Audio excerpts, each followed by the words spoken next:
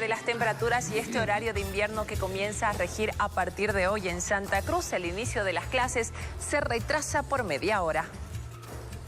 Para su estricto cumplimiento, implementación de horario de invierno desde el día miércoles 22 de mayo.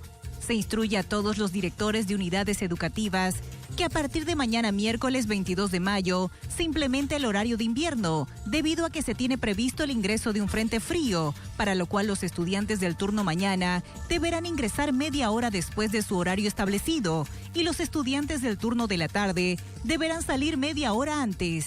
También se aclara que el uniforme no deberá ser obligatorio. Una vez mejoren las condiciones climatológicas, se retorna al horario habitual.